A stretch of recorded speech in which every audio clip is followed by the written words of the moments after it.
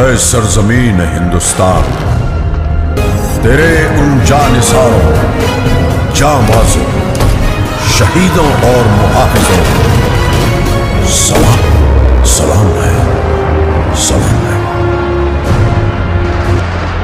जिन्होंने अपनी बहादुरी की कलम से फतह की एक और बेमिसाल तारीख लिख दी।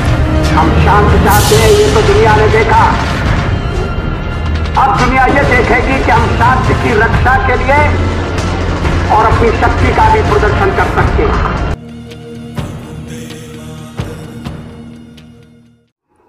Hello everyone, Jatin Uday this side.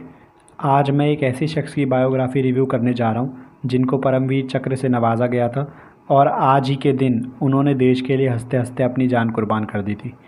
मैं इससे पहले भी सुशांत सिंह राजपूत और सरोज खान की बायोग्राफी रिव्यू कर चुका हूं। अगर आपने वो अभी तक नहीं देखी है तो डिस्क्रिप्शन में लिंक मिल जाएगा, आप वहां पर जाकर उनको देख सकते हैं। तो दोस्तों, आज हम बात करेंगे एक ऐसे इंसान की जो एक इंस्पिरेशन बना, लीडरशिप की उन्होंने मिसाल दी और हंसते हंसते अपनी जान कुर्बान कर दी इस देश के लिए, सिर्फ 24 साल की उम्र में। कारगिल युद्ध में गेम चेंजर साबित हुए। या तो मैं तिरंगा लहरा कर आऊँगा या मैं तिरंगे में लिपट कर आऊँगा, ये लाइंस थी कैप्टन विक्रम बत्रा की। नाम तो सुना ही होगा। तो चलिए आगे बढ़ते हैं। इनका जन्म 9 सितंबर 1974 में हुआ था। इन्होंने सिर्फ 13 साल की उम्र में ही ये डिसाइड कर लिया था कि इन्हें आगे जाकर इंडियन आर्मी ज्वाइन करनी है। शुरू से ही इन्हें स्पोर्ट्स में भी इंटरेस्ट था, काफ़ी अच्छे थे स्पोर्ट्स में और कराटे में ग्रीन बेल्ट होल्डर थे। 1995 में मर्चेंट नेवी में सिलेक्शन हो गया था इनका, लेकिन इन्होंने मर्चेंट नेवी ज्वाइन करने से मना कर दिया और ये कहा कि मुझे इंडियन आर्मी ही ज्वाइन करनी है क्योंकि मुझे जो है देश की सेवा करनी है। जबकि उस समय भी मर्चेंट नेवी की एक महीने की सैलरी 1 लाख रुपए हुआ करती थी। 1995 की बात है और एक आर्मी मैन की सैलरी सिर्फ 20,000 रुपये थी। लेकिन तब भी इन्होंने नेवी को ज्वाइन करने से मना कर दिया और कहा मैं आर्मी ही ज्वाइन करूँगा। और फिर फाइनली 1996 में इन्होंने CDS का एग्ज़ाम क्लियर करा और उसके बाद SSB भी क्लियर करा और अपनी पोस्ट ग्रेजुएशन बीच में छोड़कर ही ज्वाइन कर ली इंडियन आर्मी।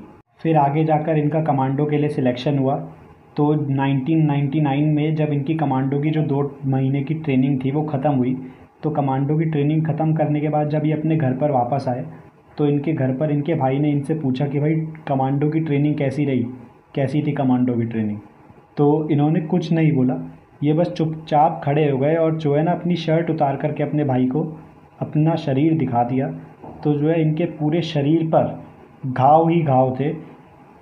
तो ऐसी कड़क ट्रेनिंग होती है कमांडो की, एकदम पत्थर जैसा स्ट्रॉन्ग बना देती है इंसान को। तो उसी समय 1999 में ही जब इनकी छुट्टियां चल रही थी, छुट्टियां मना रहे थे अपने अपने घर पे, होली का टाइम था, उसी के बीच कारगिल का युद्ध शुरू हो गया। तो इन्हें अपनी छुट्टियां बीच में ही छोड़कर वापस जाना पड़ा। तो जाते समय इनके दोस्तों ने इनसे कहा कि भाई लौट कर ज़रूर आना।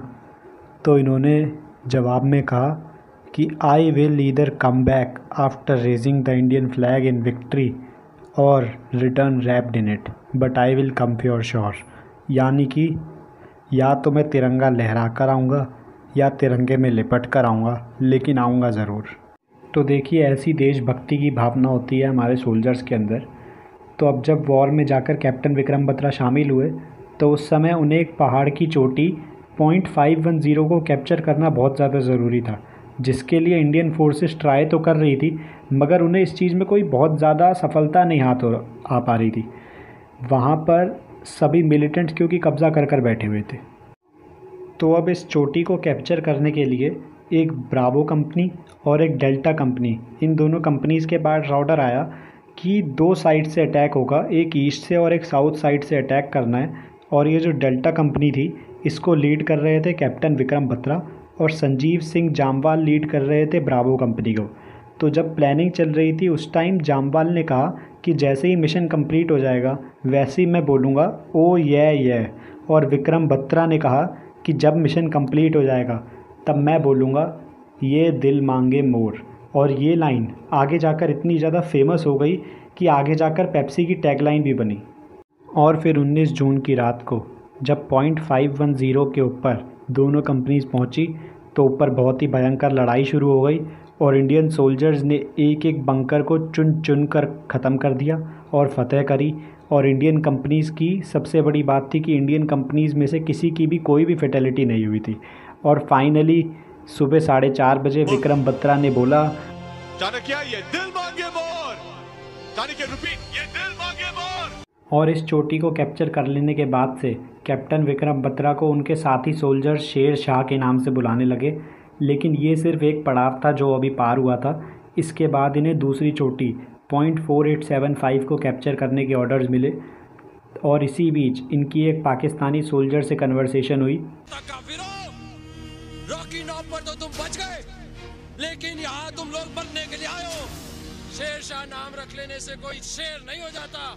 और हाँ, ऊपर आने की जरूरत मत करना, ऊपर आओगे तो वापस नहीं जा पाओगे, समझे? तो तुम ठीक कह रहे हो कि मिलने वापस वाकई मुश्किल होगी। 2-4 लाशें उठाकर लाएंगे, क्योंकि तुम्हारा प्यारा वतन तुम लोगों की लाशों को भी तू तो काफी समझदार है रे। बस एक काम कर ले, वो माधुरी दीक्षित हमारे हवाले कर दे, खुदा कसम हम यहाँ से वापस चले जाएंगे। सॉरी, माधुरी जी तो बहुत ही बिजी हैं। तुम्हारे दफन के लिए मिट्टी जमा करिए। तो अब 6 जुलाई की रात को कैप्टन विक्रम बत्रा निकल पड़े 25 सोल्जर्स की टीम के साथ .4875 पे फतेह करने के लिए। तो जब उन्होंने ऊपर चढ़ाई कर ली तो ऊपर हैंड टू हैंड कॉम्बैट शुरू हो गई और ऊपर हैंड टू हैंड कॉम्बैट में ही विक्रम बत्रा ने 5 पाकिस्तानी सोल्जर्स को मार गिराया और उसके बाद वहाँ के भी सारे बंकर्स को तबाह करके वहाँ पर फतेह करी और तिरंगा फहराया। और फिर तिरंगा फहराकर ये बस नीचे आ ही रहे थे कि दूसरी चोटी पर बैठे हुए एक पाकिस्तानी स्नाइपर की गोली इनके सीने में जा लगी और ये उसी समय वीर गति को प्राप्त हो गए। और इस तरीके से इन्होंने अपने दोनों वादे कि मैं या तो तिरंगे में लिपट कर आऊँगा या तिरंगा लहरा कर आऊँगा, इन्होंने ये दोनों ही अपने वादे पूरे करे। तो दोस्तों, ये थे कैप्टन विक्रम बत्रा जिन्होंने .510 और .4875 को फतेह किया और दुश्मन के हौसलों को ध्वस्त कर दिया। और 1999 में ही 15 अगस्त को इनको परमवीर चक्र से नवाजा गया जो इनके फादर ने रिसीव करा। और इनके ऊपर एक मूवी भी बनी है शेर शाह, सिद्धार्थ मल्होत्रा की मूवी है वो, उसमें शाहरुख खान का भी एक कैमियो है। इसी महीने 3 जुलाई को वो रिलीज़ होने वाली थी, लेकिन अब ऑफकोर्स पेंडेमिक की वजह से वो पोस्टपोन हो गई है। तो आगे वो जल्दी रिलीज़ होगी और हमें इनकी कहानी बड़े पर्दे पर देखने को मिलेगी। Thank you for watching this video. अगर आपको ये वीडियो पसंद आई हो तो इस वीडियो को लाइक ज़रूर करना। भारत के इस वीर सपूत की कहानी अगर आपको पसंद आई हो तो मुझे कमेंट कर ज़रूर बताना और इस वीडियो को शेयर ज़रूर करना। अगर आप किसी ऐसे इंसान को जानते हो जो इंडियन आर्मी में हो तो उसके साथ ज़रूर शेयर करना और अपने फ्रेंड्स के साथ भी शेयर करना। और अगर अभी तक मेरे चैनल को सब्सक्राइब नहीं करा है तो सब्सक्राइब कर देना और बेल आइकन ज़रूर दबाना, क्योंकि जैसे ही मैं ऐसे वीर सपूतों की और बायोग्राफीज़ आप तक लेकर आऊँ तो आपके पास वैसे ही नोटिफिकेशन आ जाए। Thank you. जय हिंद, वंदे मातरम।